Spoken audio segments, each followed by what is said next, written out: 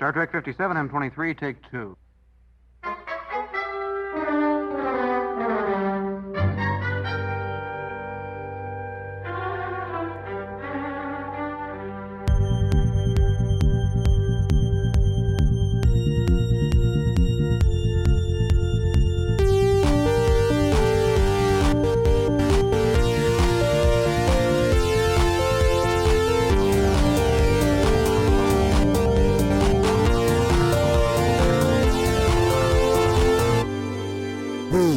Star Trek podcast.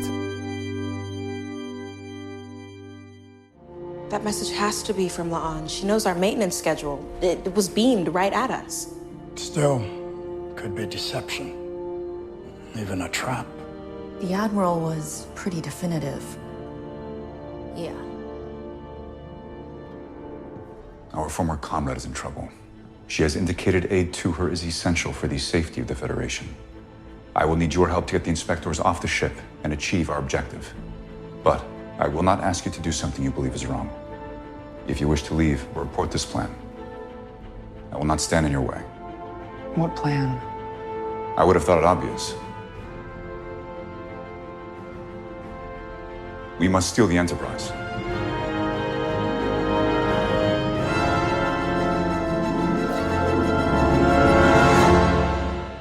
What do you think of cultures, Dan? I'm for them. Do you have an opinion about cultures? Yeah, Dan, do you have an opinion on various cultures? Man, I don't even have an opinion. Do you have an opinion about starting this podcast that we do each week? I already said I'm for culture. We already did one this I'm week. already said that I'm for culture. We did two. So you're for culture, but are you for starting the podcast? Yeah. Yeah. Okay, then we will start the podcast. I am for starting the podcast. Good. Yes. Then we are all in Let's go. I ain't joyful agreement. This is a very exciting episode. I ain't for sure yet. This is a very exciting episode. It's very exciting. I'm excited to start talking. As always, to discuss any new Star Trek. Yeah, especially this show. Especially this is a badass Strange show. New Worlds for a variety of reasons that we'll get into. Yes. So, okay. This is the It's Got Star Trek podcast. That's point number one. We got to always mention the name of the podcast. Mm-hmm. So right in the podcaster handbook. Oh, Yeah. It's right on page 13. I don't know why it's so deep in the It's like almost at the end. well, there's dilly-dally. Yes. No dilly-dallying. Getting straight. Episode 189. Get straight into it. Is that right? Yeah. So it's the It's Got Star Trek podcast. It's episode 189 of the It's Got Star Trek podcast.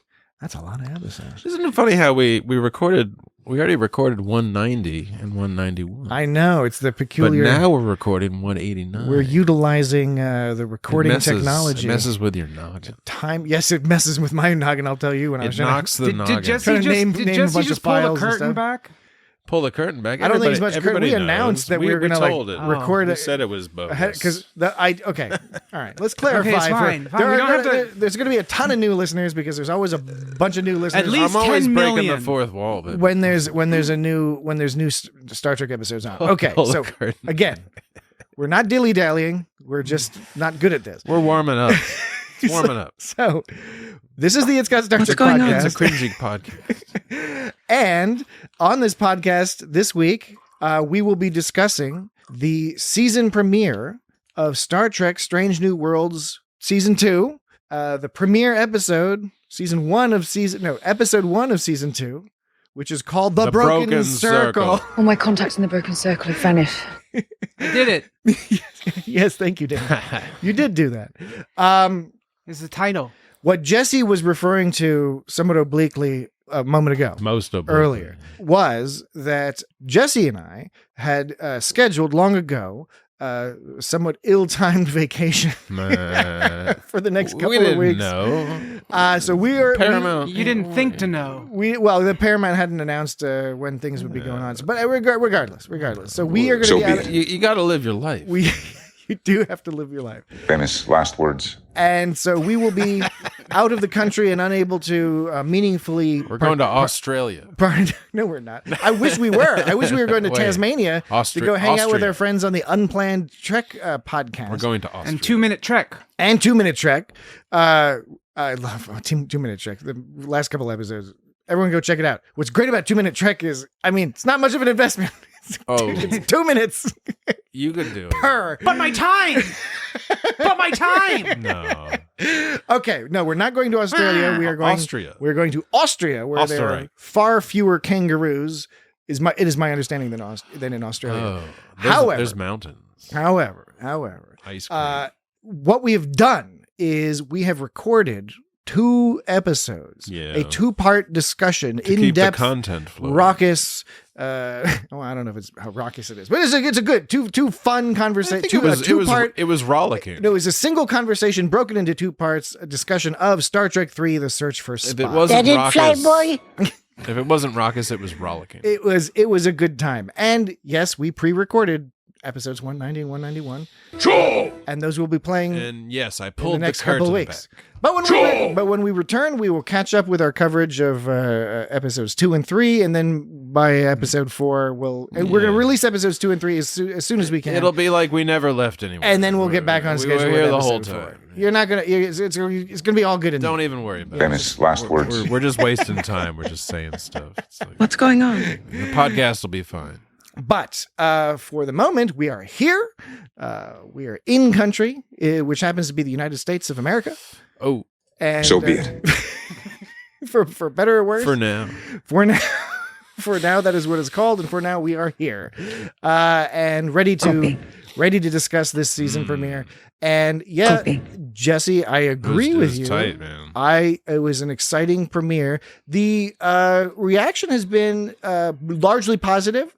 I hope so. There are some comments people have. I certainly have some qualms with a couple parts I of the have episode. 2 that I can think of. One is more like not real. Like I can kind of be like, whatever. But at the same time, I'm kind of like, well, how did that work? But then there's We one have that not I'm- discussed this ahead of time. I'm curious to see if we're all thinking the same thing, or at least you and I, Dan. I'm not implying anything. Carol Kane is so fucking fantastic. Yeah, she is I really was good. not expecting Carol Kane. I knew she was cast, and I knew that she was Tight. going to fill the role, at least this season, of chief engineer. And of course, they okay. give her a role with like some kind of accent involved. So what I didn't know is Carol I didn't Kane know. always has to do a funny accent. Yeah, we had no background information. She on played what the Simca situation- Gravis and Taxi. She did. Yeah, or Miracle Max's wife. Yes, and in Princess Bride. She was also in the Kimmy Schmidt. Yeah, Show, she the was totally in that. Unbreakable. Yeah. Unbreakable. She played Unbreakable. herself. Kimmy Schmidt. Played herself. Carol Kane is a treasure. Yeah. But She's awesome. What was interesting was I had no idea what direction she was going to go with the character. It appears that they have created a new Star Trek alien they're calling Lanthanites. Right, but they live on Earth. That apparently were living secretly style on Earth. So- For doing centuries. some alien business, along with a bunch of other aliens I With hope great they- that have longevity. been living on Earth. I hope they go into like like the Gary 7 aliens. I hope they go into the Yeah. timeline of when they started to sort of because she was saying telling Spock that she came out to Spock's one of his Yes. parents were some of the first people that she outed herself to. Yes.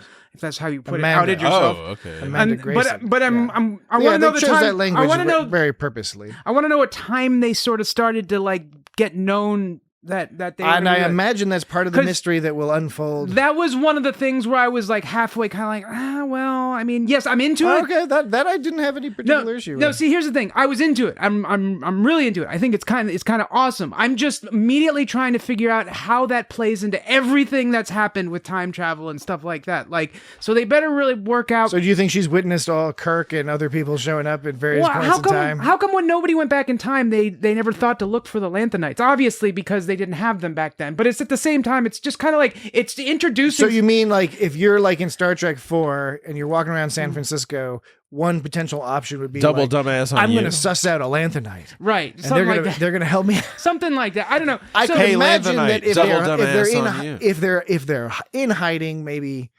that. all would I'm not work. saying is that They have funny vampire accents. they have You're to, saying it troubled your existing. No, let me finish what I'm saying. foundation No, of no, the let me. thing. Don't guess what I'm saying. I'm But telling it's you so what I'm. fun. This is like it's active listening. I know, but let me at least finish. This It might part. be. It might just be active interrupting. Yeah, then- I- Oh, yeah, that might be I it. think so. That might be it. So no, I was saying when they released the timeline of when they started coming out to Earth and Earth started finding out about them. Otherwise, it's kind of like, well, they said 2200s, but that's broad. What that means is what in the last 60, 70 years. That would have been the something? century that they're in. And that's why I think it's weird to introduce well, that. Did they say 23rd, 22nd century? So it would be like 100 years before maybe. Oh, 21. That would be 21. So that's what I'm saying. It's but we just don't know. That's what I'm saying. They have to be careful about when they introduce it. It's broad. Because what you're doing is you're introducing this thread into a quilt or a sweater. Did you know Jonathan Archer? You're I bet you knew Jonathan Archer. You're introducing it into this web that's already been weaved, right? You can't just like stick a thread on a woven web and expect it to fit. You have to weave it in there. So that's the problem when you have a web of history behind Star Trek. Is now you have this new thread that you're sticking in the past that you have to somehow account for all the reasons for why they didn't come across them. Like I said, it's not a big deal, and that's why I was like, I can headcanon myself around. It doesn't matter.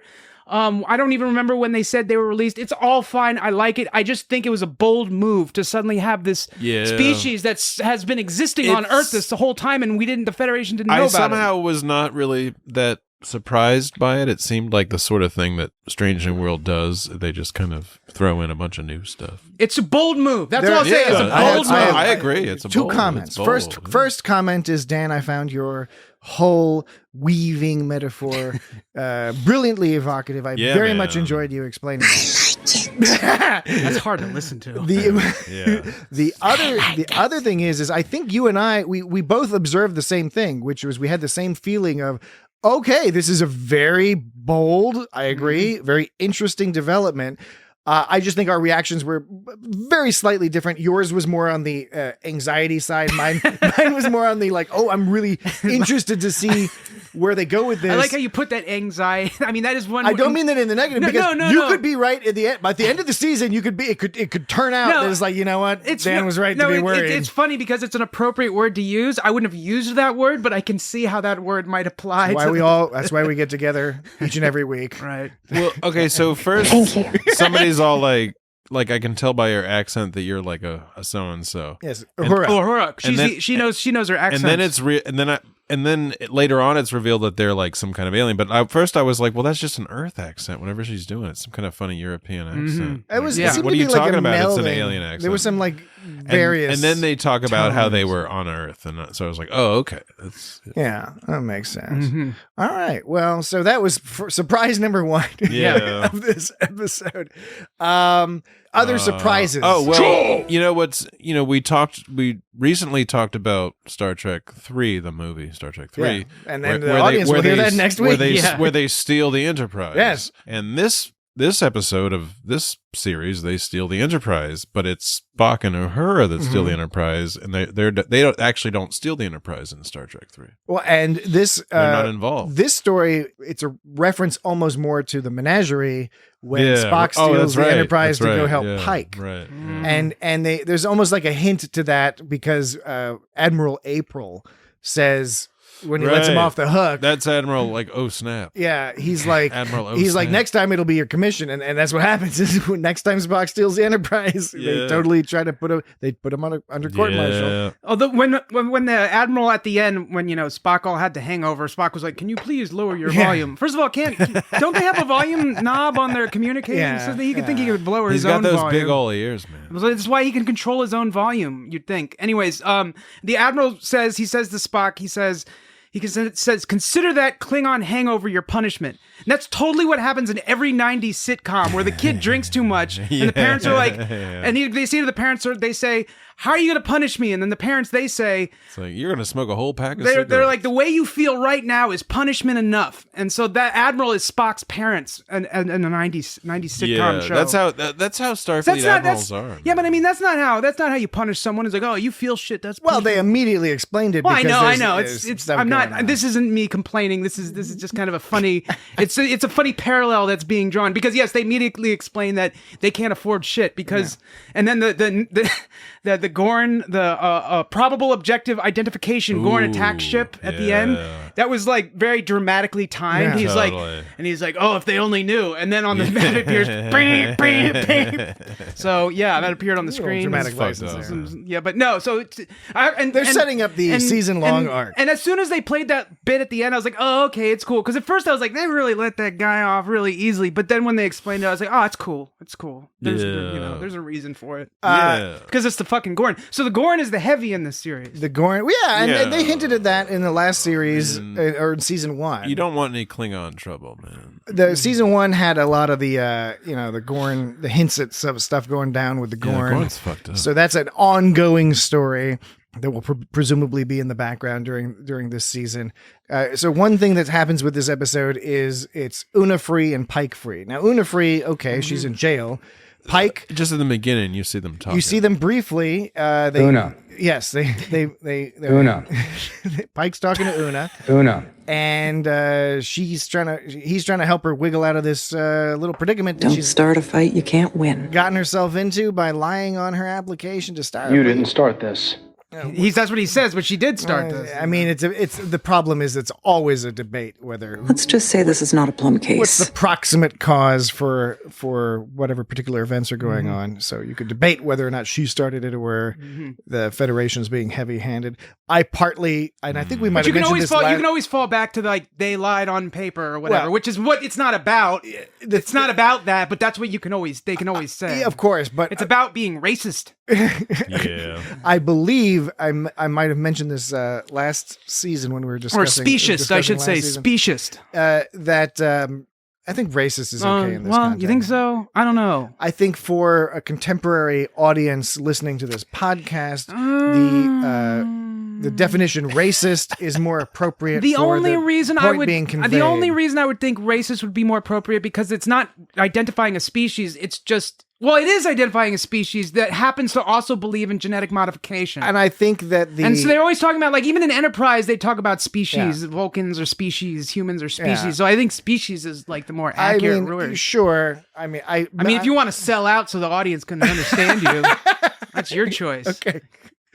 Dan's just joking around. Right? That it, fly boy? I'm just playing. He is just playing, as they say. I'm not implying anything. I would say he plays too much. But anyway, the whole point I'm trying to make is that this dilemma is a great. It's a lemonade.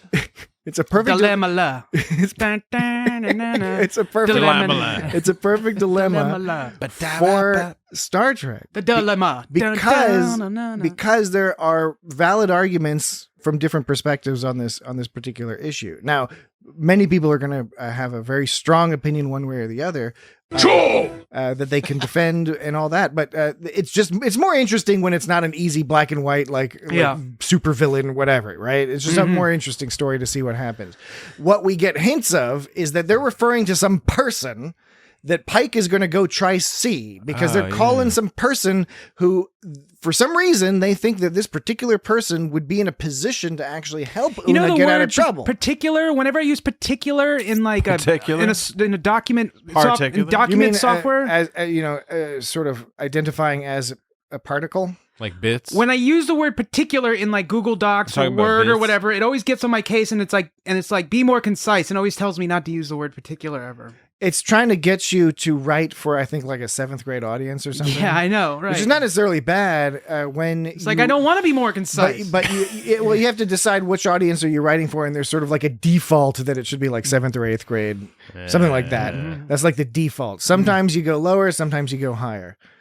So yes. So you're saying for that particular, you're talking about the black and white racism, speciesism, particular. No, I said there was a person. Oh, person. That's what you're saying. Yes. I'm just trying to get through this Pike business, right? So it's just funny because it's the Captain Pike show, but it isn't necessarily. They've got all these great characters. It's the Spock show, that they can afford. I guess ultimately this is a long-winded way of getting around to the point that I thought this was a very successful episode, despite the fact that Captain Pike was sidelined during the entirety of the episode, basically, except for this little part at the beginning where there's this intriguing hint to some magic person who's going to be able to help out. That makes us think, is it somebody we know? Or is it an alien type we know? Or like, what's the deal? We're presumably going to find out next week. Maybe it's the lawyer Cogley. Yeah. From It could be, yes. It That could would be awesome. That would be awesome. Maybe it's Cogley's ex-wife. Yeah. That'd be even more awesome. But regardless, Muriel Cogley. they said that Captain Pike and Una have both commented on the fact that they had been trying to get in contact with this person, and they were not getting a response. So Captain Pike is going on his little trip. Charles tripped up with a third. He's Captain. To Paul. Captain Pike is going on this trip in order to find this person and get them to join the effort to help. Where would I stay? I don't know. I'm sure there's hotels along the way, or you can just sleep Mom's house, huh? You can just sleep in the shuttlecraft. I don't get it. So Pike is just. We don't see Pike again this episode, right? He's not at the end or anything, right? So like, that's it. Yeah. So that's the Pike. The Pike bit. The rest bit. of it is all Spockiness. Spock, baby. It's all Spock being nervous about being a captain. Yeah. Well, and he's nervous for a specific reason. I don't think he's generically nervous. I think he's nervous only since he had this issue where when he was fighting the Gorn, which they reminded us about conveniently in the previously on Star Trek Strange New Worlds, that he let all his emotions out. And he has had trouble bottling them back up. It's similar to the plot, in Ghostbusters when they let all the ghosts out. They couldn't put them back in the containment unit. Yes, they have difficulty getting them all back into the containment unit. Yeah, that's because of the EPA. Because in the 1980s, the EPA was a fucking villain. Yeah. And a bunch of assholes with a nuclear reactor. I never thought about that. Hunting ghosts I never are thought the about heroes that. of the movie. I never thought Some about sort that. of The EPA Reaganite libertarian fever dream. I know, right? Yeah, it was Mbenga that told Spock that he removed all his emotional blocks in order to fight the Gorn. And that made me think of it. It's like there were these big hunks of wood in his head,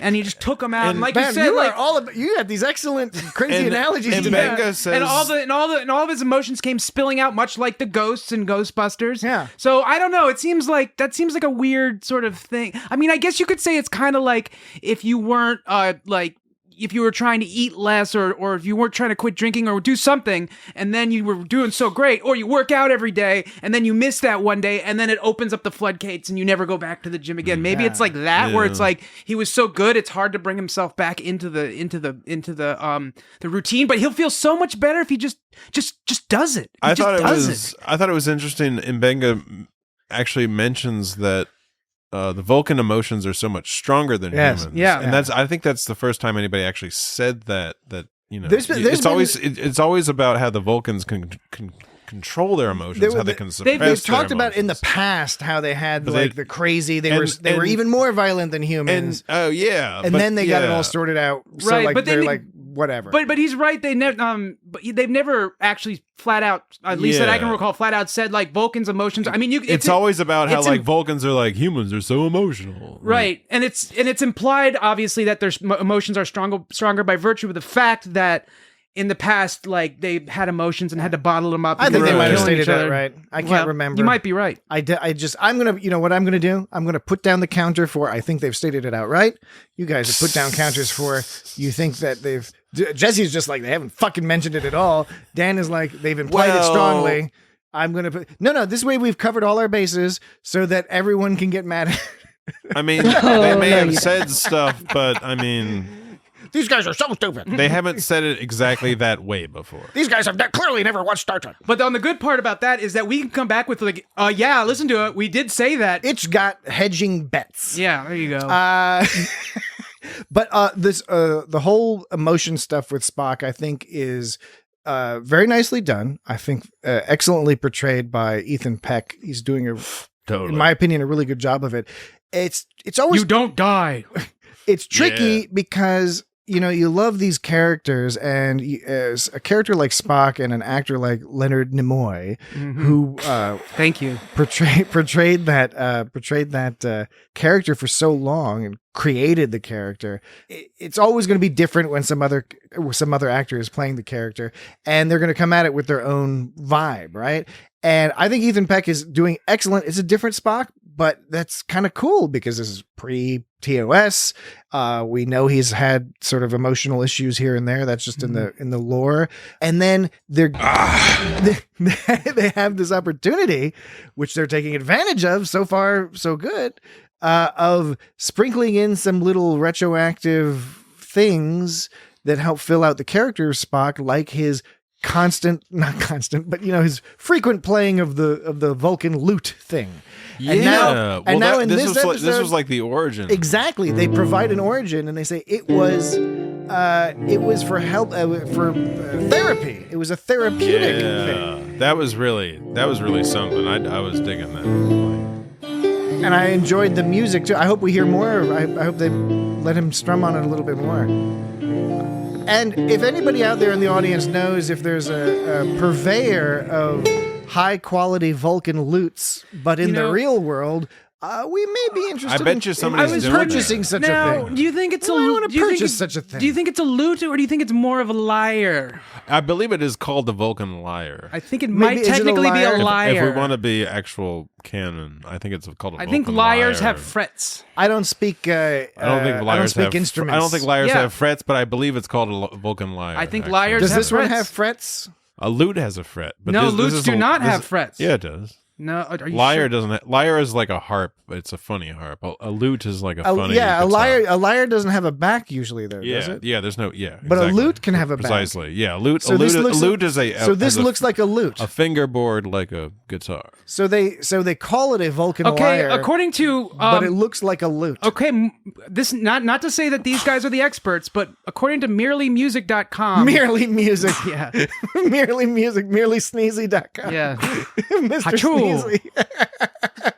All you have to do is get into an in-depth conversation about the difference between a lyre and a lute, and it just sets Jesse's allergies off. So according to obsolete instruments. It's got obsolete.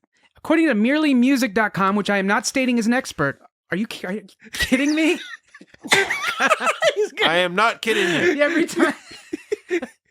I'm not mad. I'm just I'm amazed. I think he's just sneezing to distract people from the fact that he just insulted all the lutists and lyrists by declaring them to have obsolete instruments. This is great.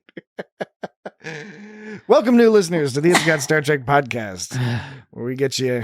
How many sneezes was that? It was like 10 sneezes? I don't know. Play back the tape. Mr. Pepper-Nose. Okay, according to merelymusic.com, which I am not stating is an authority, but okay, can we cut that out, please? Thank you. The audience next week gets to hear Jesse clicking on a pen for my God. For a significant bulk of the conversation. For some reason, I'm not entirely clear. It says liars have a fretted neck while lutes do not. Yeah. And that's what I said. Liars have no, that doesn't make any sense. That's what Lutes it says. have a fretted neck. Okay, I believe you. A lyre doesn't have a neck. All right, how about this? How about we settle this? Are we going to take a break? No, we're just going to lay this down for the moment.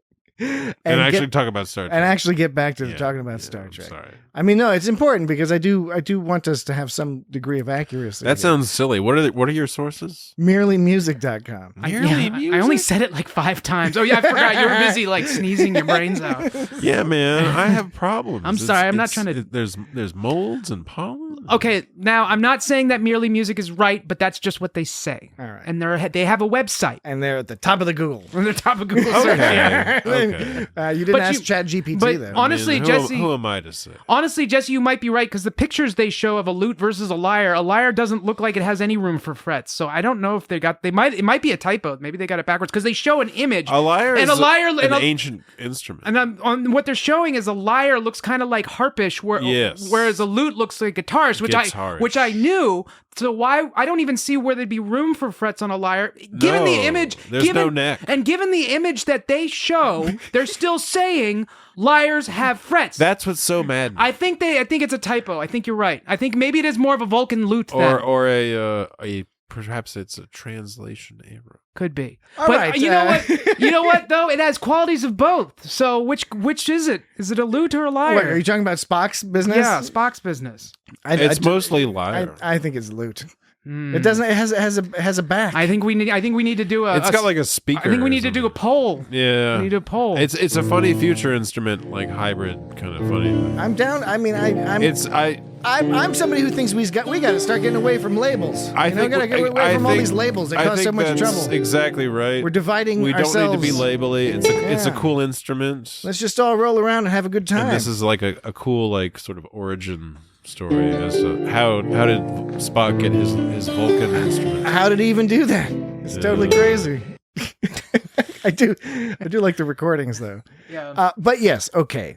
After all is said and done, I think we can all agree that it's pretty rad that they set down this little bit of lore, which colors the perception we might have down the line of seeing Spock playing his whatever we want to fucking call it, whatever instrument this is, playing it at various times in the future. Interestingly enough, later on in a scene when he's playing a lyre separately from lute separately than when he got it, the closed captioning says plays chords out of tune is what it says. But listen to this.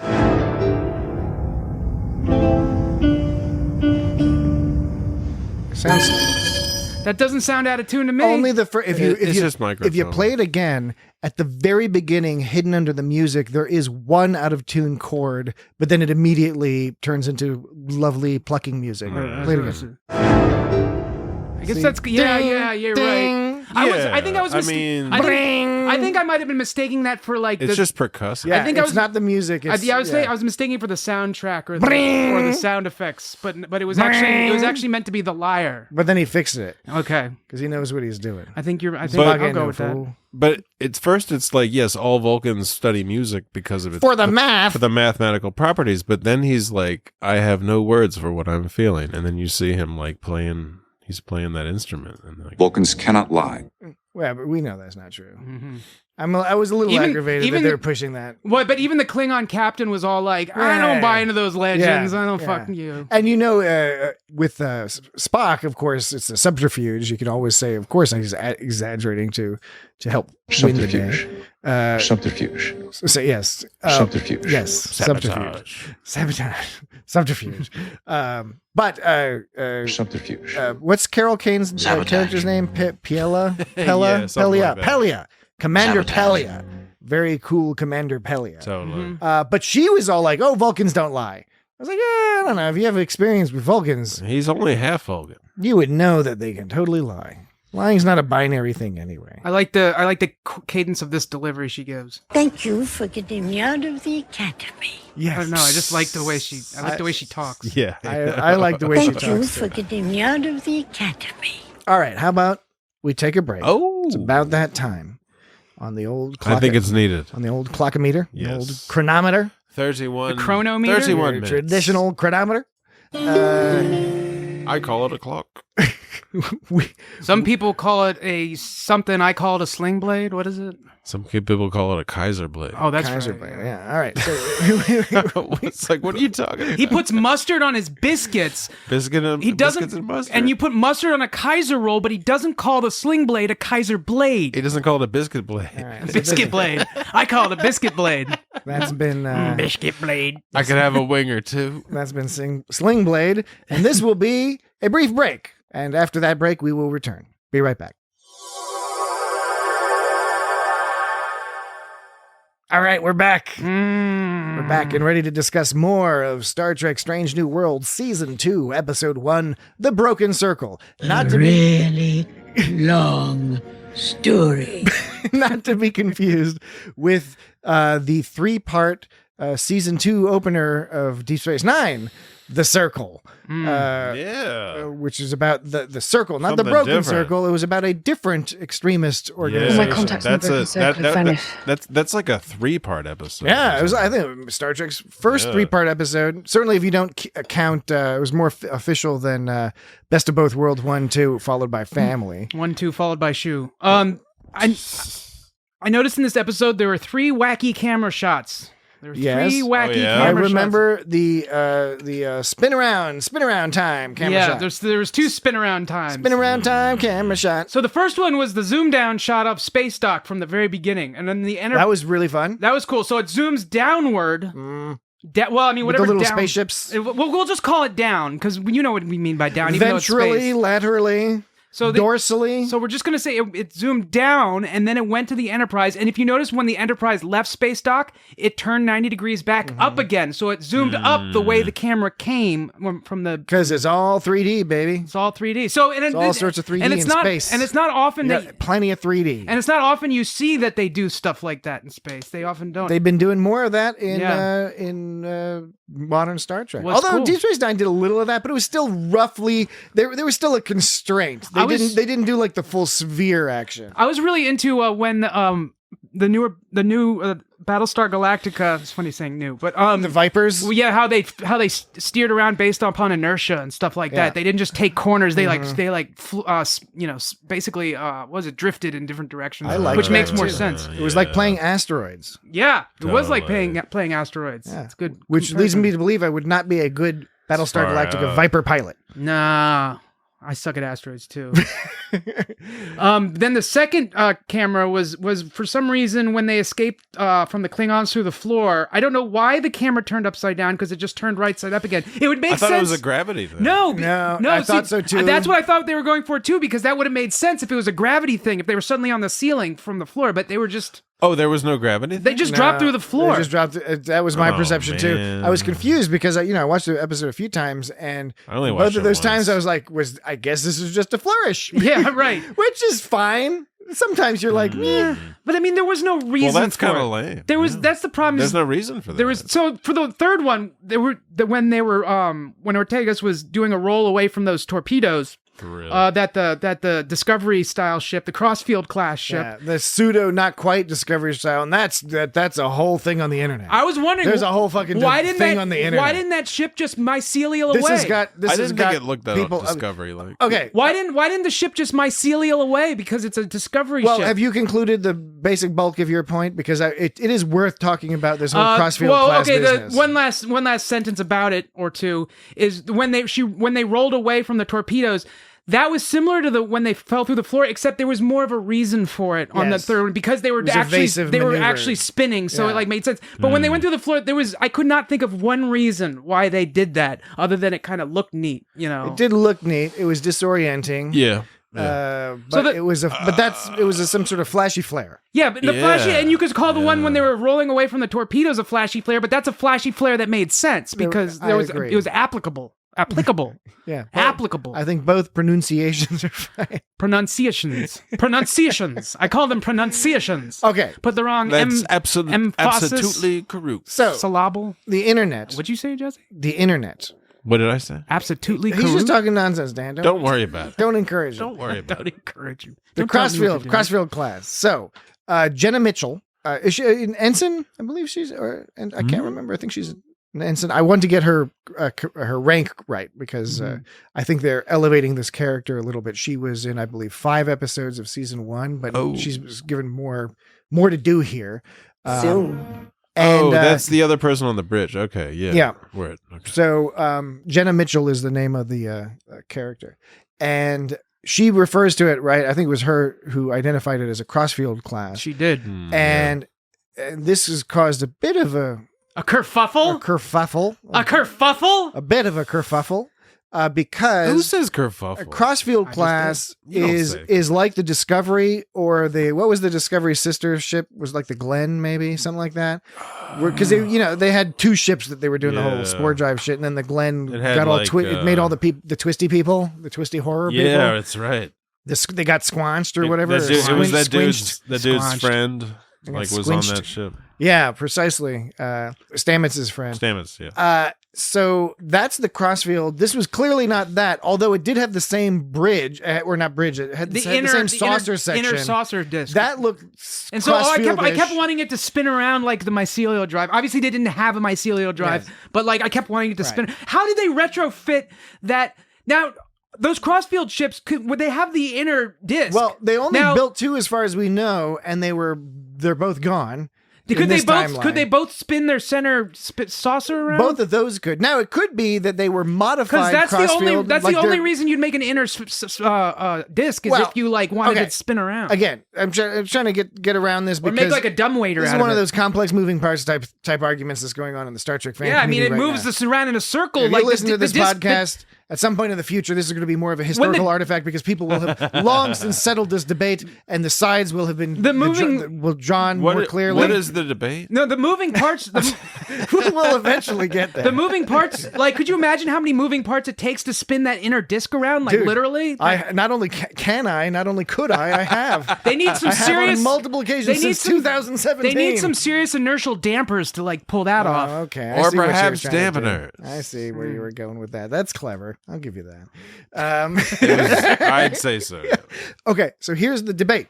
The issue is that there are some people who are critiquing. There are some people who are critiquing this, saying that this is an error because they're saying that's clearly not a Crossfield class ship because it's not built properly. Right? So some people are just saying it's just a writing error. Other people are saying, no, it's not a writing error.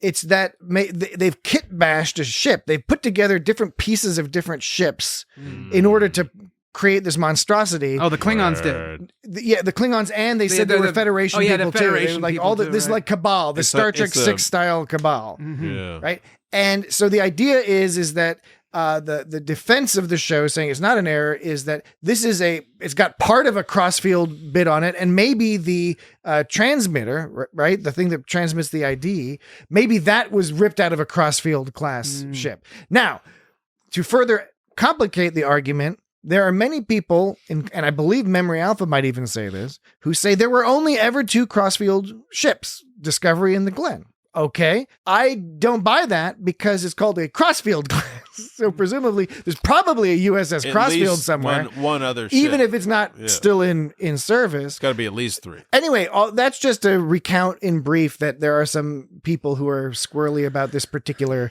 very minor line in the show, which I think is very easily explained away again by it's a kit bash thing by some extremist group. And it's got. But there's always the question of what did the writers mean, and how much does that matter? You know, it's a TV show. In the end of the day, I mean, that's always like what you kind of say. That's like the default answer when you don't know what else to say. I guess my default would be, while I on the one hand I respect and support everyone's rights and enjoyment of minutia and semantics, I do as well myself. I do enjoy them. On the other hand, it's also like it's funny when there's a lot of fucking lines on Reddit. Yeah, that it's not talking about this very small portion of a really interesting episode. Right? Yeah. For better or worse, there's a lot of interesting stuff happening in this episode. Yeah, I agree. Now it's got a Crossfield looking saucer, at least part of it or whatever. Now, would you consider that an Easter egg? But it's interesting because can you have an Easter egg that represents your own contemporary show, like the running parallel? I think it's just a reference. It's just a reference at that point. I think for an Easter egg, like a reference is an audience's reaction to the reference is going to be like, an audience's reaction to an Easter egg is going to be like, or it is a little more titillating. Something along those lines. I mean, do that again. It's like it's dependent on the person. I'm not trying to sort of box people into certain. You can jump around. You can just jump up and down like crazy. You're like, oh my god, look at that. More of an Easter egg, although I don't. Again, it's debatable. The Klingon cups, the blood wine cups that they're drinking out of, they look exactly the same as the blood wine cups on Deep Space Nine. That were all, cool. I think, used after Deep Space Nine as well. But Deep Space Nine sort of introduced this like Klingon style, like with the ribs, like a ribbed, and it looks like a pewter sort of medieval future cup. And they're always drink blood wine, slurping blood. The wine. blood wine.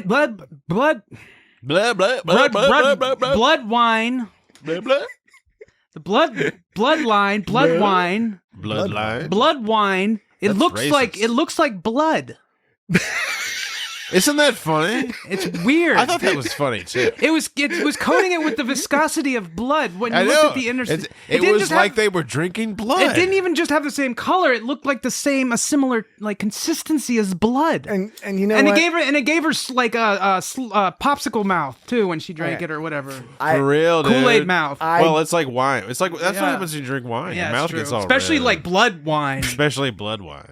Especially just when you drink blood. They've always teeth been get all coy red. about what blood wine is made out of, but I'm positive there's no blood in blood wine. No. They call it blood wine because it has the consistency. That's what I of was blood. saying. It's probably coppier. Do they Is Is it just some like It's really probably nasty fruit they have? I bet it's all thirsty. I'm like, my mouth is watering now, dreaming of drinking some blood wine. I never said that like it was actually made of blood. I said it looked for blood. Nor did I ever say that you said that.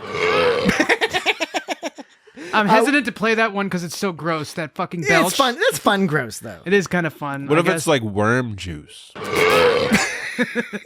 The scene, of course, worm juice. The scene you're talking about wine juice. Wine juice. Wine juice. Yeah. The scene where we are introduced to La'an in the middle of a drinking contest is of course evocative of the scene in Indiana Jones, or I should say, in Raiders of the Lost Ark. Not Indiana Jones and the Raiders of the Lost Ark. No. The movie is Raiders of the Lost Ark. Yeah, no. in that film. Copy.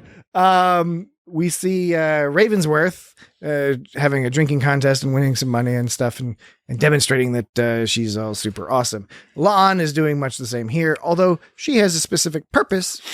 And she's way more awesome. She's attempting to ingratiate herself with this extremist group, the Broken Circle. We learn through the course of the episode, I guess the idea is that she's posing as somebody selling Federation weapons so that she can find out more about this business. Yes. I found the Klingon. Okay. Mm-hmm. Did you like the Klingons? Okay. What did you think of the Klingons? Klingons. The Klingons.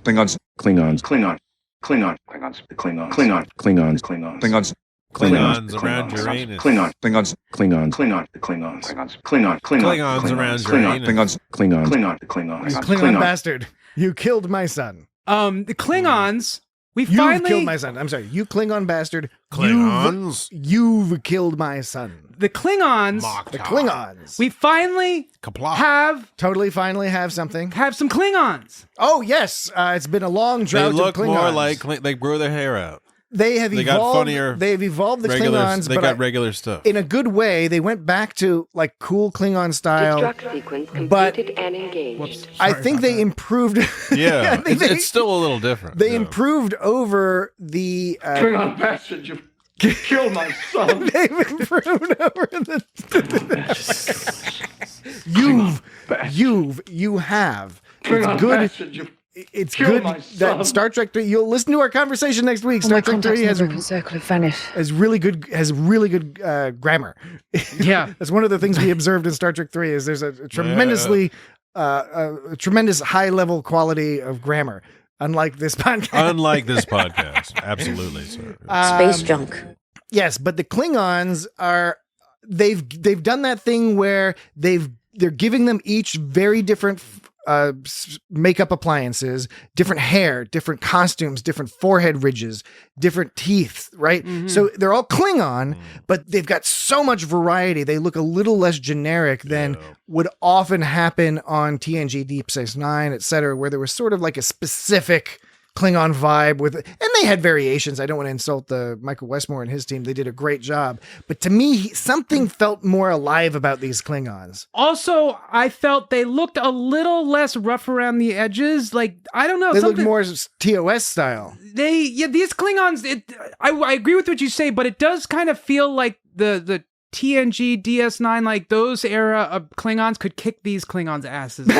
Well, yeah, I mean, and especially especially one of my other sort of questions about this episode was the whole like they can get their ass kicked. Well, why don't we just go ahead and talk about that? Or is there more about the Klingon stuff you wanted to? Well, there was that one Klingon who was wheeling and dealing with La'an. You're talking about like ridges, right? Yes. And his ridges were prodigious. He had like prodigious.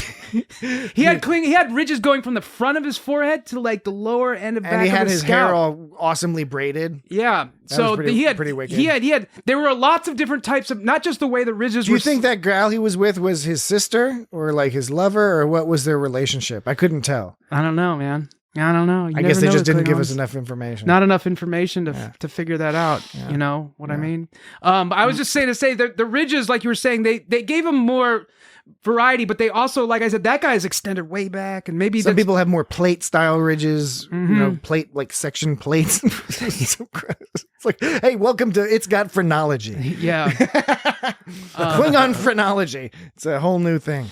On the right wing side of Star Trek Star Trek fandom. When the Klingons with more ridges are more intelligent. The sister/lover. That's science. Are you talking about this one? No, I'm I talking hate about to bust the up your racists. plans, but we could use your services. This one? No, I hate to bust up your but plans, she's awesome but too. we could use your services. That's a different one. I was talking about the Klingon that remember she put some money down in front of La'an, and La'an's like, I don't want this. You know what I want. Her, yeah. And then she okay. had to help that guy. This one, I hate to bust up your plans. like, there's only one other time that I can think of that they said, Bust up. I busted him up. Yes.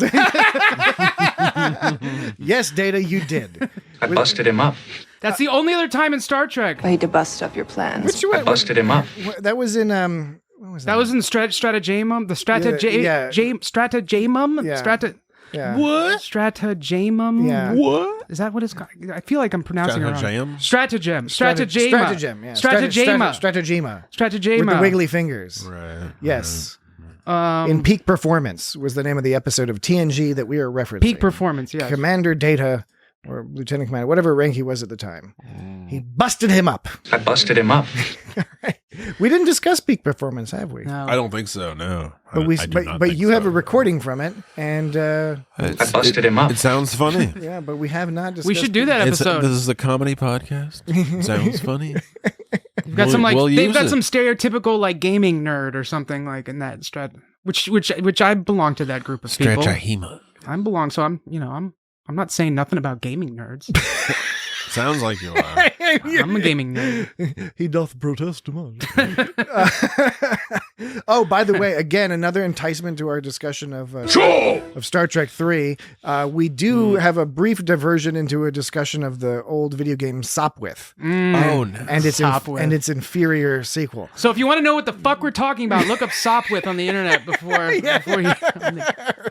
Klingons. Any other Klingon stuff? No. Any other Klingon? Except for the ones around your anus. Did we say that joke yet? I did earlier, and nobody caught it because well, you were talking yeah. about something else. Jesse's always sneaking in jokes. Oh, my I bad. said it all like under my breath. One of the joys. One of the, I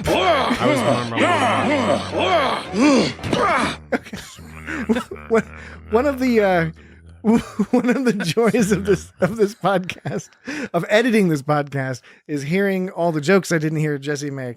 Yeah. Where he's just sort of mumbling in the background. That's funny. Motherfuckers.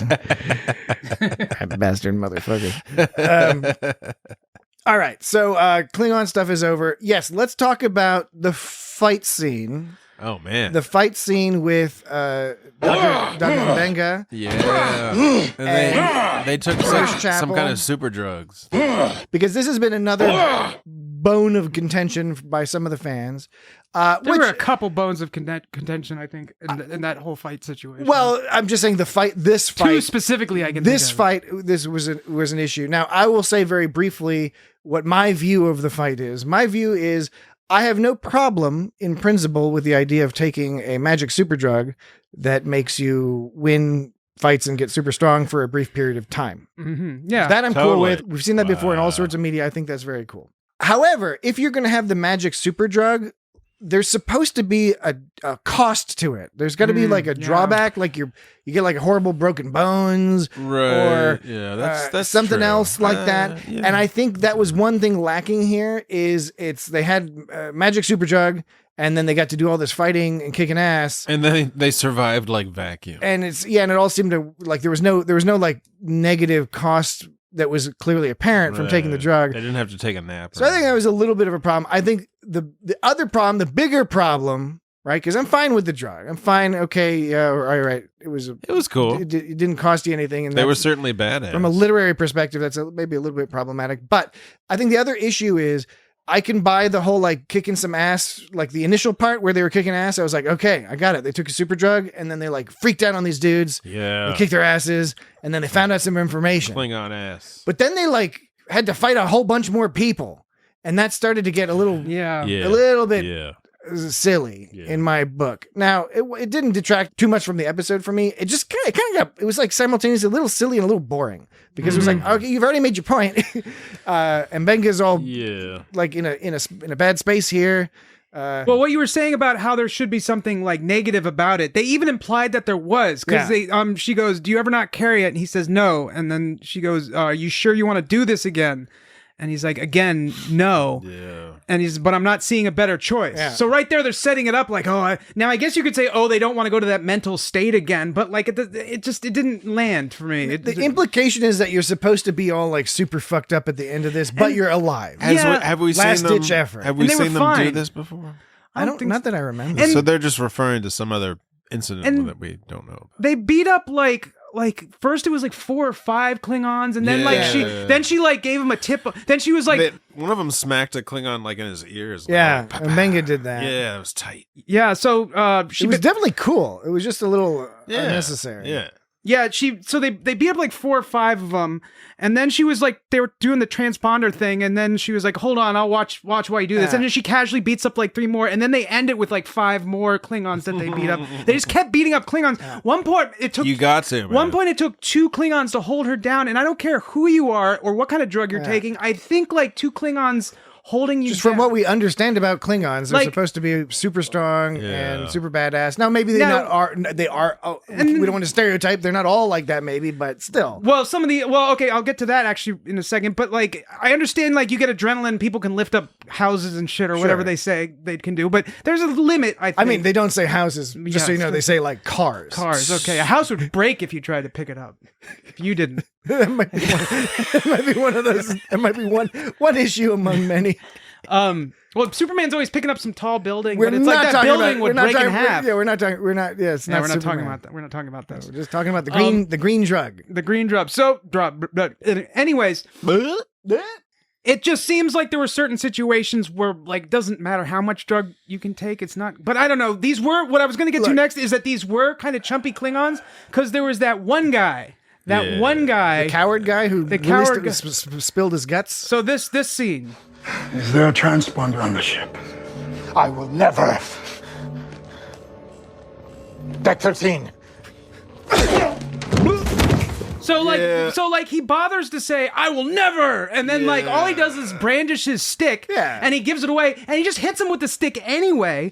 Like, why would, it's almost more, he totally dishonored himself. That dude's not going to Stovo Corps unless he writes his shit. I don't think most of them believe in Stovo Corps. Yeah, Stovo Corps. Stovo Corps. Storvo Corps. Smoko. Stovo Corps. Hey, you Stovo I'm on Corps. Smoko. Hey, you Stovo So leave Corps. me alone. So it's almost worse that he even bothered to say, I will never, because he didn't even have any conviction about his cowardice. Yeah. Like, he should have at that point been like, I'm a coward, I accept it, I'm just going to give you all the information. But to pretend that you like give a shit and then all he has to do is swing a stick around and you give up. Klingon, even your average Starfleet officer would take a beating for a while before giving up some serious information. That's something you would die, I would think, not to get too like into like, hey, if I was a real Klingon. Like, well, yeah, because obviously that's silly. But it's typical military behavior. But you're making the no true Klingon fallacy. What? Can you explain that to me? It's a variation on the no true Scotsman fallacy. Oh,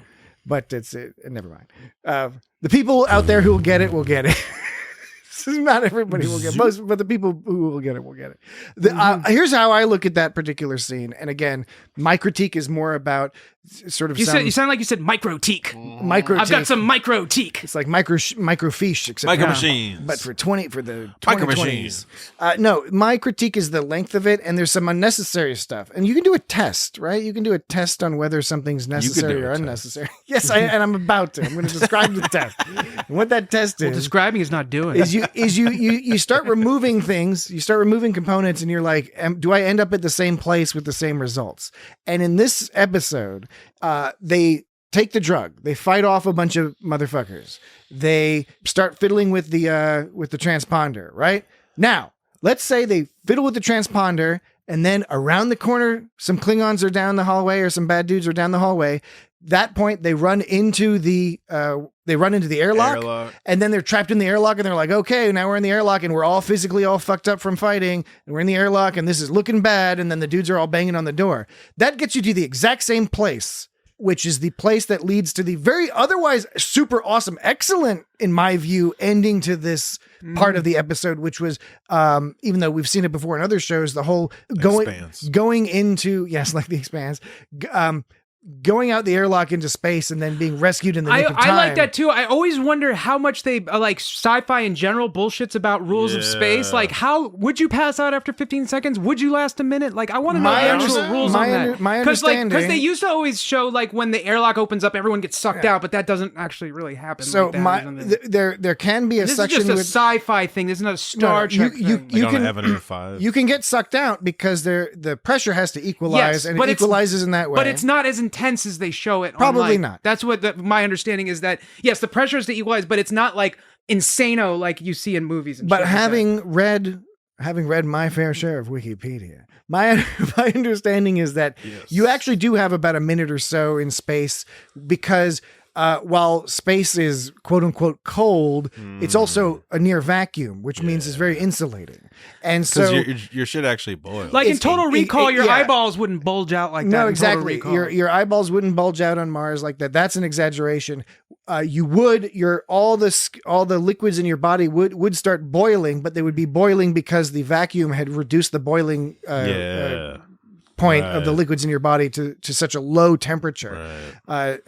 So yes, it's not great, and there would be permanent damage, or at least serious damage the longer you're out there, but it is survivable up to some certain amount. Yeah, but if the Enterprise rescued your ass, you'd be especially if you can be beamed away. And that was my question, is the time. I'm like wondering, like, I just want to know when they say how long it's going to take, are they basing that off of anything? Like, I believe that you can last in space for a while, but is it really a minute? Is it 5 minutes? That's a big difference. I think they toss a few astronauts out every now and then and just check it out. And they like were in real on, life? they were still on, on drugs. Yeah, like on the internet, on the International Space Station. They were on drugs. You're in close quarters. Every once in a while, you toss someone out. The dude over in the corner is just getting aggravating, playing his space loot all the time, and you're like, I can't stand that motherfucker. It's like when everyone teams up and is like, boom, out the airlock. It's like when my man Bashir, when there was our man Bashir, when they when the super evil villain's plan was to like flood the Earth, it was something like he was going to release all the magma somehow so that the crust would shrink.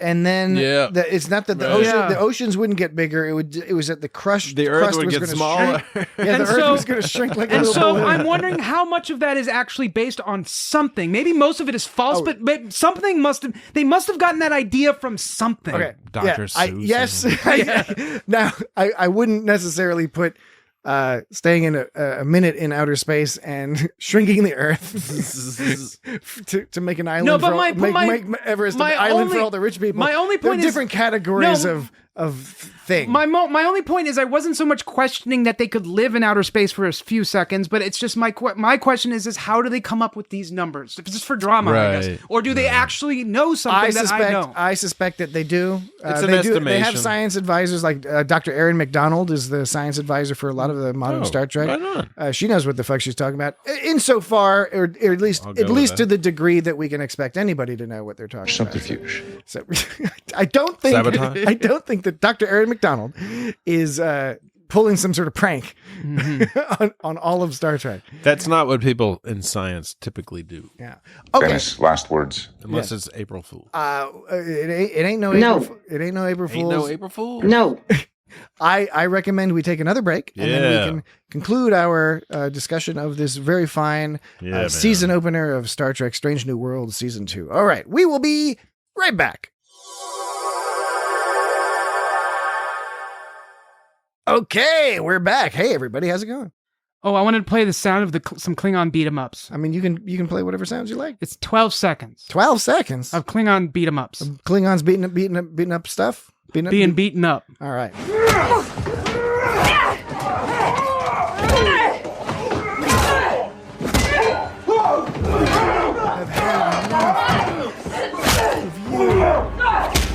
That was Klingons being beaten up. The fight scenes were pretty good for the most part. Yeah, I was into them. I think again that whole scene it's more. There's just a few components of it that I think are extra. The individual pieces that make up that extra all were great. Great choreography.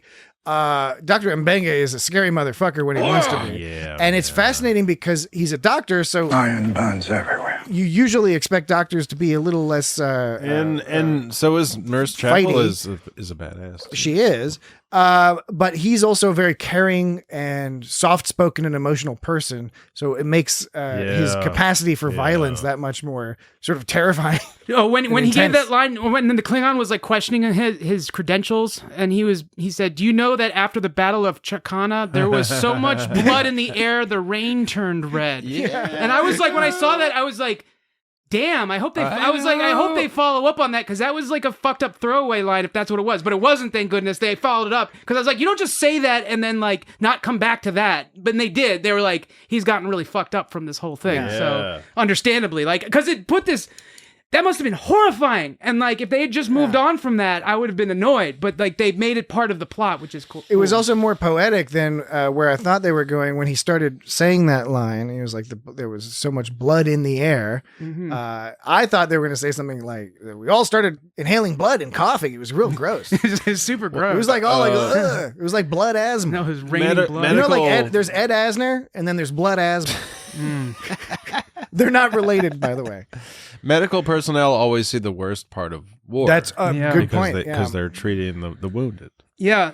On both sides. And so, because the implication here was Mbenga, he was treating all they're seeing all the troops. is the damage. So the only reference to this, his whole thing on the war before that was when La'an said half the town got sick from ion exposure, including Oriana's parents. And Mbenga said, ion radiation is not naturally occurring from dilithium, but it can be created by photon torpedoes. And then Spock's like, all surprised, like, that's correct.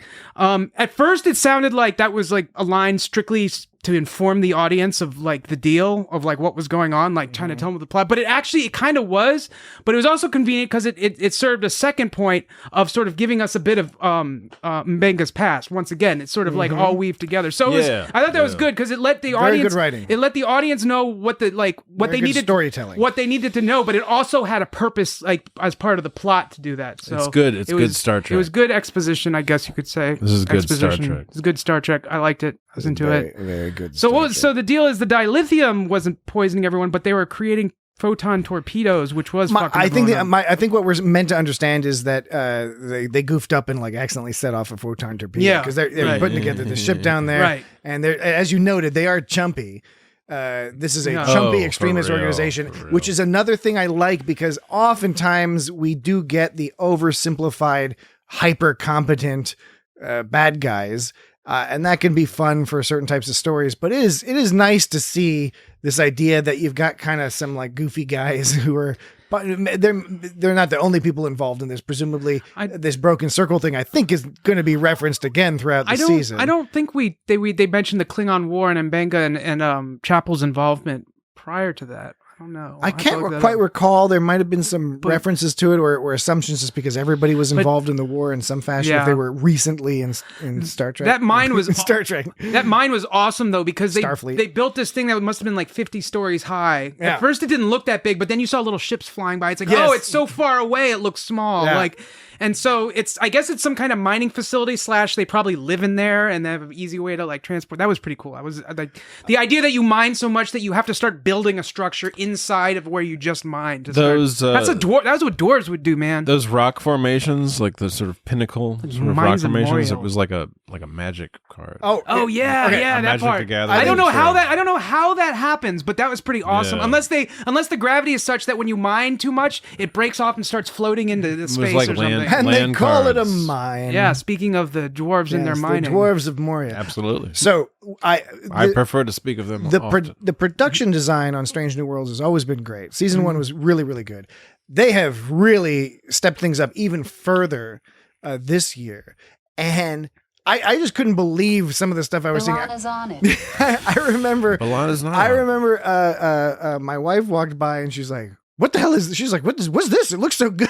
Yeah. I was like, "Yeah, it's because like they're sitting at the campfire really good, yeah. and there's stuff in the background and then the mines and like, oh my god! I mean, it's, all of this world building on this world blew my mind, and it brought to mind The mind blew your mind. And it brought to mind. And they call it a mind. A mind. when we discussed Picard season 3, Just letting you know I'm coming on duty. which we enjoyed. I don't remember. We enjoyed Star Trek Picard season 3. We are not Picard haters. We are Picard enjoyers. But we did comment how could you hate the quotey seedy underworld of Metalis 3 seemed to be like one little alleyway and it was almost TNG-ish or Deep Space Nine-ish in that sense. It's like you've got this one set you're shooting kind of from a few different angles. It was very Star Trek-y, but it wasn't very like lived in and real. This shit looked fucking real. This camp, this mining stuff, there were so many people and so many things going on. Yeah. Obviously a lot of it was all CGI and stuff, but it was just amazing to look at, and you felt lived in. I really enjoyed how much effort has been put into this and how just well crafted everything is, like all down to like the littlest details. To see it on TV is fucking awesome. That's like some awesome like Star Trek in this like awesome world, alien world. On the surface during the day, it seems like they were all partying. That seems like it'd be a fun place to party, you know, just like, you know, out in the open. The weather seemed moderate. And some crazy ass trees, some like alien ass trees. Crazy shit, you know. Yeah, some had floaty some rings. rocks. Did you see the rings like in the sky? On the background, it was badass. Because there's like a ring around the planet, so it like there was the rings, and then there was like some shadows from the rings, which was another pretty excellent. The shadows from the rings. But it's not just the physical space; it's the character development, the way the characters interact May your blood scream. and navigate through this world they find themselves in. I thought was very, very fun to watch. Especially La'an. I can believe that La'an could outdrink a Klingon. Absolutely. I could believe that. Oh yeah. So the whole ship was getting inspected, and there was that one guy. They're getting upgrades and shit. They're getting upgrades. Refits. There was that one guy who was all talking about how she reversed the pitch and the yaw. Yeah, I like that guy. Yeah, I like that guy too. I like that guy. That was a good little scene. That was good representation for the sort of pitch and yaw guy could do that job. portly pedantic fella. Yeah. So from IT. So the pitch is like nice, but you know he takes like, his shit seriously. It's like when you set your what was there was a Nintendo controller where you could like change up this Nintendo 64 controller. It was 64. You could change up like how you wanted it to be. Like you could set it one way, you could set it the other way, whichever way was comfortable for you. It's like that. Pitch and yaw. Right. Yeah. So the pitch is when the nose or tail going up or down. That's the pitch. Right, the yaw is side to side. It's sliding on the side. The roll is like the clockwise spinning motion. The wings wiggling up and down. So she reversed it, which apparently makes it quicker. She flipping nipping yet. She say that again. She flipping a whipping and nipping. You said flipping a whipping and nipping. Is she flipping nipping yet? Yeah, that's what you said. Yeah. That was a weird thing you said. Yeah. She being the helm. Yeah. My what? The bridge officer. Sure. What? In charge of the helm. My what? I don't see how flipping it would make it faster, but I do see how it could make it like easier to control because maybe she's got backwards hands. Do you think this goes back way to like Jesse, what you were saying about Nintendo games, like where you press down to go up and up to go down in those flying games? Nowadays, I hear that the kids they up do goes the up, reverse. up goes up when you're playing a flying game or a first person game. If Top Gun 2. If you want a significant rift between myself and my son. If you want to look up, you press up, and you want to look down, you press down. And like, I can't. I've tried it. I can't do it. Up goes down when you're a first-person shooter, and down goes up to me, and I can't get used to the new way of doing it. That's how airplanes go. It's because our brains are ossified. We have ossified brains. So she probably was going old school, where down is up, and the Starfleet probably wants up to be up, and she's like, "That's fucked up." Yeah, I was thinking exactly the same thing. Yeah. Yeah, I don't see how the entire thought process was identical in my mind. Not even no joke. I don't see how it would make it quicker. unless you count like correcting mistakes quicker. Well, some people Or it's not just they having to correct mistakes That's quicker. what makes sense to them intuitively, and then that would make it more efficient and quicker. When I say quicker, it sounds like there's less movement happening. It's quicker because you can press the button more quickly. I could see how. Yes, there's more quick reaction time. Yeah, but I think it's okay to refer to something if it's quicker, if it's more intuitive. no, because if the difference is what direction it goes, that what would make it quicker is if you adjusted it to a position that your hand Yes, more but easily reaches. you have to send the input to your hand and Yes, then but pick the that's- thing. And so if it's the more intuitive thing that your brain doesn't wrestle with it, it's going to make No, you that's pick the right now direction you're- more quickly. Now you're being pedantic because, like, I think I'm being pedantic. I think this is no describing to reality. me. To me, it's like if you can't adjust the steering wheel, that's less quick than if I can adjust the steering wheel because I can bring it closer and I can make it more comfortable. But as far as what goes right and what goes left, eventually your brain will get used to whatever control system is put in place. Right. And as someone who's a pro like Ortega's, like she could do whatever. yeah, I just mean, don't see my point. that is, last argument I do buy, that a pro should be able to handle whatever. like I could see Especially Ortega's. what would make it quicker is if like you had to move the joystick less to make it move more. You know what I'm saying? If it was more sensitive, that would make it quicker. Because if you move it just an iota, it goes a mile. It As might opposed- be we don't know how that thing controls. It Well- might be a sensitive control of the helm on a but my point is that I would buy it if she said, I'm making it quicker by making it more sensitive to my touch. That would make it quicker. Yeah. But reversing the controls would not make it quicker. In my head, that's my point. You can disagree. Right. I'm surprised I have not read about this controversy on the internet yet. Well, we might have to introduce it to the internet. yeah, I See what think people we do. The pitch and yaw, reverse controls. I can see the preference, but I don't see the quickness. Yaw control. You know where to find us on the internet. It's got Star Trek just about everywhere. It's got yaw. It's got yaw control. Yes. Oh yeah. No. So production design is super amazing. I'm presuming they're going to keep that up. I'm glad they've got the talent, the investment. I don't know exactly what the difference is. I've heard some people argue that the salaries on Picard season 3 were really high. That's why it sort of limited. Well, it's veteran actors. You know, and plus they had to pay a lot to rebuild the certain sets and stuff like that. So, okay, it's like that's an expensive show, so maybe they had to constrain some of their stuff. I can buy into that. But yeah, this was just really, really great, really cozy to settle into this. Mm-hmm. And not only did we get to meet back up with La'an, we see the girl that she was helping, who is played by the sister of the boy who played the leader guy in that Lift Us Up Where Suffering Cannot Reach. Yeah, that's right. I forget I think his name was Ian Ho. Her name is Emma Ho. They both played. They played brother and sister, and they are brother and sister, and they played brother and sister in season 6 of The Expanse. That's right. And they're both really fucking good. I heard them on the Ty and That Guy podcast, which is a podcast with Ty Frank, who is one of the writers of The Expanse, and Wes Chatham, who is the scary monster guy on The Expanse. I busted him up. Yeah, right. The guy from Baltimore. And oh no, I didn't bust that guy up. That guy could. Yeah, he looks Amos. it looks like he could bust me up with his beautiful looks. He has great eyes. That's a fantastic podcast, and they don't only talk about The Expanse, by the way. They talk about all sorts of stuff. But they had those actors on and interviewed them, and they mentioned working on Star Trek Strange New Worlds and how much fun they had doing it. So it sounds like it was a good time for them on the set. But yes, I like those. That's the type of continuity I like. Continuity? Yes, the type of continuity that I like. Continuity. No, okay. Continuity? I just never heard anyone. I've never heard anyone say continuity. I've never heard. It's how it's spelled. I've never heard anyone say continuity. You've before. heard me say it, and you've criticized me for saying it that way. No one other than you. This is a recurring thing. Maybe I'm doing one of those things where I pronounce things in a funny way, and then people are like, that's aggravating, but now it's stuck in my head, and now I'm psychosocially attached to you, and now I will give you money. Did you think of that, Dan? I didn't. It worked for William Shatner. You can monetize anything. You can monetize speaking weird. Capitalism. You just talk a little. You talk a little weird, and people are all like, "Whoa, I want to give that person money."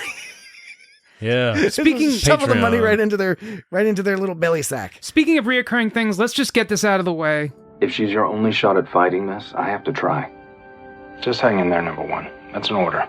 Totally okay with that. Okay. All right. Okay, right. Because he was being, I didn't catch it. Because he was being cute. This is Dan's "That's an Order" critique. Yeah, Dan likes to, anytime the term "that's an order" comes up in any episode of Star Trek, Dan applies a rubric to determine to what degree it is a lame cliche or a totally reasonable thing for the character to say at that time. So just to play one more time, in case you missed it.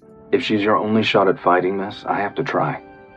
Just hang in there, number one. That's an order. 2 thumbs up because he was being cute. He was being like, not like he was accidentally being cute. He knew he was being cute, and he knew he was being lovey because he loves her, and it's adorable that they love each other, and So you're saying, and it's because he's just having fun. He's just having fun, as opposed to what if they followed this up and he came to visit her, and he found out that she was not in fact hanging in there. Oh, and then maybe she just pled guilty or something, and then he was like, no, that was an order, and then so he charges her with insubordination, so she gets more years added onto her punishment. That would add an extra thumb up because like that would blow my mind. I would be like, yeah, that's exactly what's supposed to happen. Man, Captain Pike is a stickler for the rules, but it's like not that like doesn't sound like Captain Pike. No, it doesn't, because it's not like it's lame when they're like, well, you save yourself and not me. That's an order. It's like, I hear you. I hear where you're going. I hear where you're going with that. Pike out. Doesn't it sound like he's saying Pike Gow? Pike out. I don't know what that means. Oh, Pike out. Yes. It said Pike. Sounds like Pike out. Sounds like Pai Gow, which is a poker. That sounds delicious. Which is a poker game. It's type of Pai poker. Gow is a poker game? It's a type of poker. I thought it sounded like a kind of pie. I thought Pike out was sort of like one of those verbs where you're all like, I'm going to go to the concert and pike out. No, Pai Gow. I'm going to... Yeah. No, he didn't drink his gummy bear. If those motherfuckers mess with me at the mall again, I'm going to pike out on them. He didn't drink his gummy berry juice like Mbenga and Chapel did. So no. Yeah, gummy berry juice. Bouncing here and there and everywhere. But the humans, when they drink it, It's Got Star Trek podcast. But when the humans drink it, they pike out. As if you've ever seen. No, Pai Gow. It's different, not pike out. Pai I'm not Gow. familiar with that particular mode of poker. Wow. It sounds like you made it up. I didn't. No, I believe. Are you fit for duty now? I'm skeptical. Just letting you know I'm coming on duty. You can believe. Are you fit for duty now? Are you fit for duty now? Are you fit for duty now? I'm not. Just letting fit you know for I'm duty. coming on duty. Duty. That's another recurring segment. Is every time they say duty. That's a good one. Are you fit for duty now? Just letting you know I'm coming on duty. Are you fit for duty now? Yeah.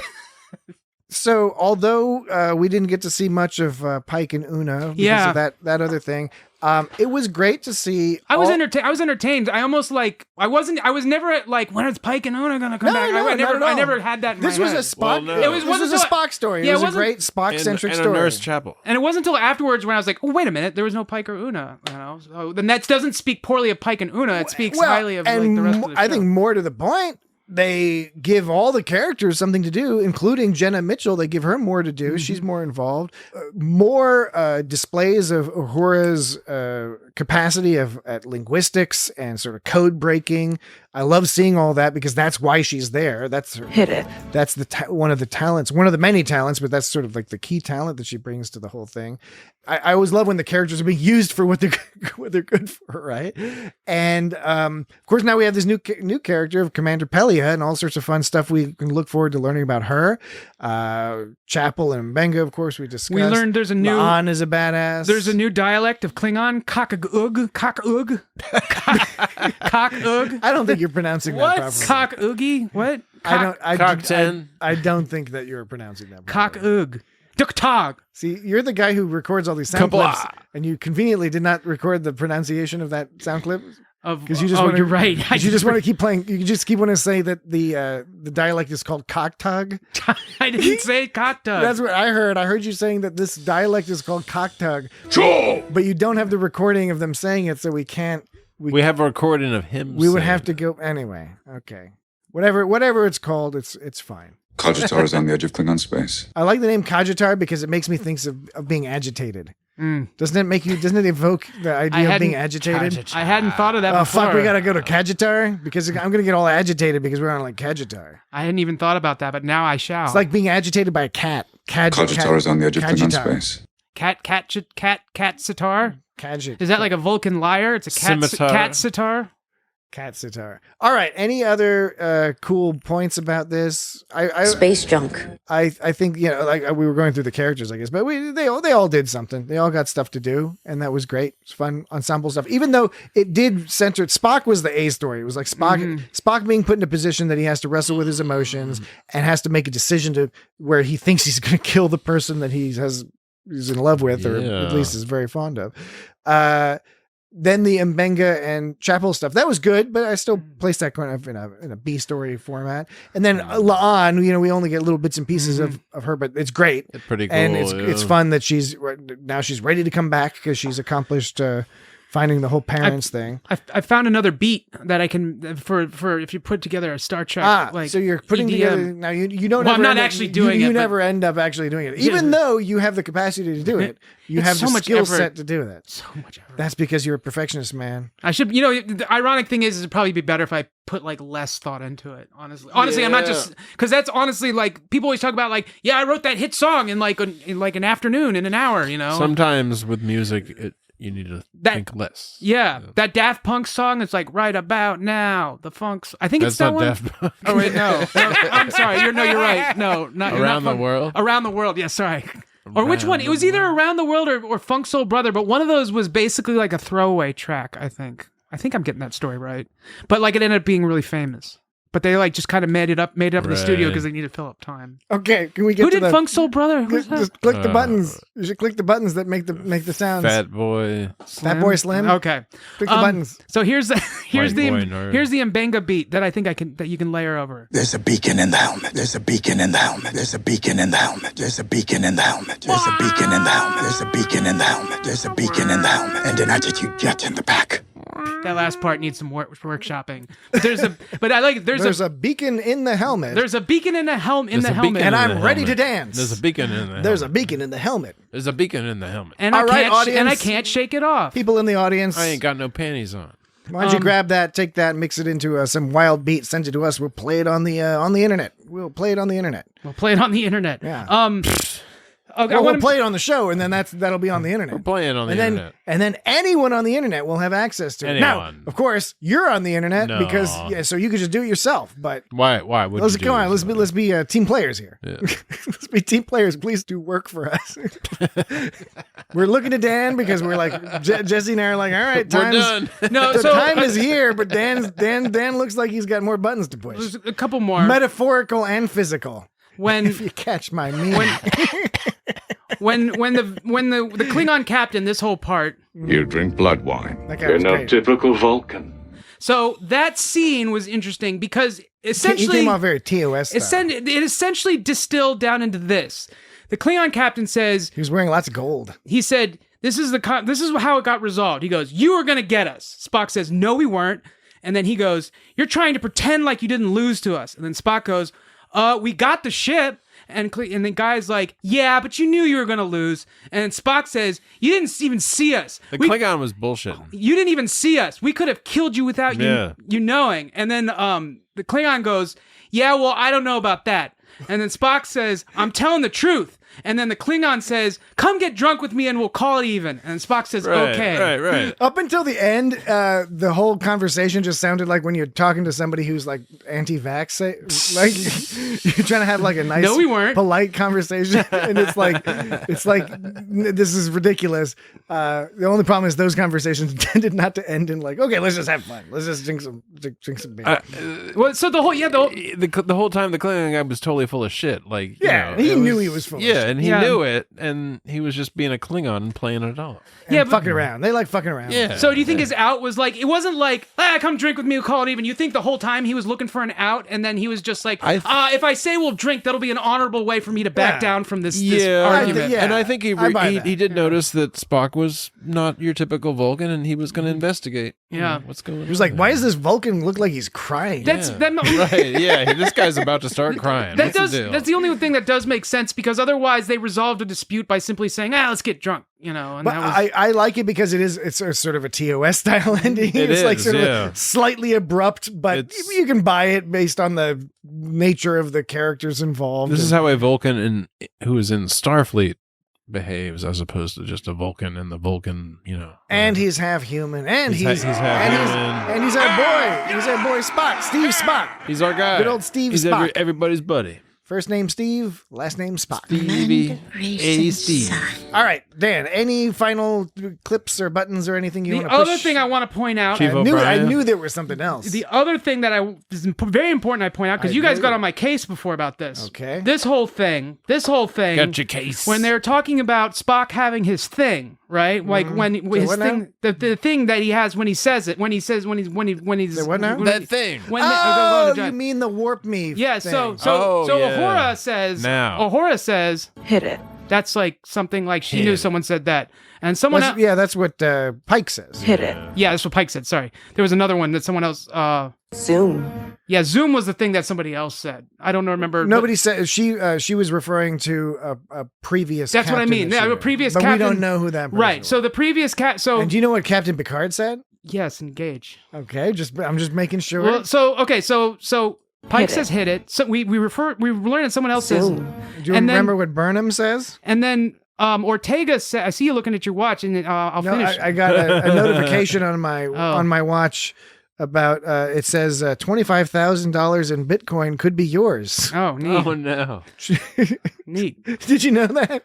That's so easy. Did you know you just have it? They just give you Bitcoin. Yeah, apparently. So then that's my Bitcoin. So then Ortega, she's workshopping. Vamos. Right? I like that. Yeah. Zoom. This is the one I want to focus on. But you could use better Spanish. Wait. This is the one I want to focus on. Zoom. You know why I want to focus on? Zoom. Do you think this is a paid promotion for Zoom by Zoom Inc.? No, because okay. If you'll recall, in episode 181 of the It's Got Star Trek podcast, where we covered Star Trek Picard Season 3, Episode 10, The Last Generation, when Seven is about to make the ship go fast, Raffi goes, on your command, Captain, engage, make it so, take her out. There's a long history of this, your first official act of command. So they're doing that meta thing again. But then Jack Crusher says, writing the opening line to your legacy. So then what'll it be? All right? And so they're both referencing the same thing. At the time, I said I had some lines. I had some warp ideas. All right, yeah. One of mine... You had some warp ideas. One of mine was, let's get the zap out of here. I do recall that. That was one of my warp I lines. that. You guys gave me shit for it. And then it was a little bit verbose. It was and silly. then I said, I'm feeling warpy. You also didn't like that one either. Well, that's not a command. And it made me uncomfortable. You can't sit in the You sit down in the captain's chair and you say to everybody on the bridge, "Hey guys, I'm feeling warpy." It makes me feel like you got something. They're gonna be like, "Okay, well, we're gonna call the doctor." Something flappy is happening. There's something sort of flappiness. Okay, so this one, Zoom. My suggestion was actually Zoom. I said it should be zoom. Okay, I do remember you said it should I be said zoom, as in like that zoom, Yeah. capo, you know. Yeah. Zoom, which is also on that car. And you guys were all just like fell out of your chairs. You're like, oh my God, Dan, how could you be so dumb? You were calling Star Trek dumb. When you called me dumb, you were calling Star Trek dumb. I mean, we must. I think we must note that there is some qualitative difference between Zoom and Zoom. Get out of here. Get out of the city. Because one is sort of a pithy, if slightly bizarre choice, and the other just makes you sound like a lunatic, especially if you have to say capoeira after. Well, no, that was just to get people to know the reference. Zoom, capoeira. Well, then you can start doing capoeira, right, when you're doing it. Yeah, you can maybe you have a Brazilian captain who's doing some capoeira on the bridge. Could be. All right, I think. I have faith in you. I have faith in you. I think we've gotten through all our business for this week. What he said? I have faith in you. That's what I thought of. Yeah. When he said, "I have faith in you" to Una. Cool. I thought of that song. I didn't. Well, Magic's had enough. Magic's like, I've had enough. Jesse, have you had enough too? No, just raring to go. Yes. Okay. We're done. I think for this week. But next week it was pretty good, man. Part 1 of our discussion of Star Trek 3: The Search for Spock. Yeah. Check it out. Stay tuned, baby. The week after that, part 2 of Star Trek 3: The Search for Spock. And then after that, some extra. We'll spit out some reviews of episodes 2 and 3 of the season, and then May your blood scream. episode 4 will be on its normal schedule, and then we'll continue on like that. And then we'll never, Oh, no, you don't. we'll never take vacation ever again in our lives. Probably not. Don't worry. With that, we do wish you a very lovely and a very happy and a very fulfilling week. And so be it. Until the next time we chat, we will talk to you then. Bye-bye. Another? Please. To the Vulcan, who acts nothing like a Vulcan.